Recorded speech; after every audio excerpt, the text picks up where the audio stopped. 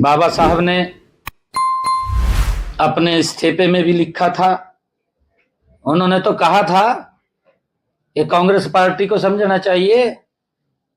क्यों नहीं समझते? ये किसी और ने नहीं लिखा, डॉक्टर भीमराव अंबेडकर जी ने एक पत्र लिखा और उस पत्र के अंदर कहा कि मैं वित्त और उद्योग क्षेत्र में पढ़ा लिखा था, मगर मुझे उससे जुड़ा एक भी विभाग नहीं दिया। किस प्रकार से अपमानित कांग्रेस पार्टी करती थी, और एक भी संसदीय कमेटी में हिस्सा नहीं बनाया। यह डॉक्टर भीमराव अंबेडकर जी की पीड़ा थी, जिन्होंने एक पत्र लिख करके कहा, और मुझे कानून मंत्रालय दिया तो गया मगर ईमानदारी से काम करने नहीं दिया गया। तो किस प्रकार की कांग्रेस की सोच थी।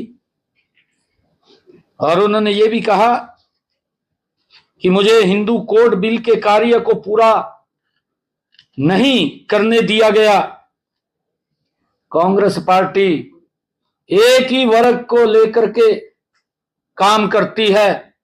ये बाबा साहब ने लिखा है कि केवल मुसलमानों की ही चिंता की गई, लेकिन SC ST को उचित संरक्षण प्रदान नहीं किया।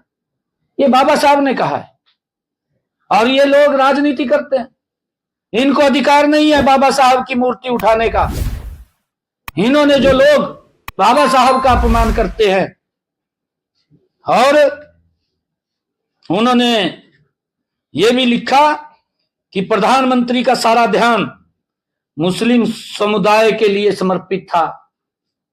ये कांग्रेस के बारे में लिख रहे हैं बाबा साहब, उन्होंने लिखा है चिट्ठी में।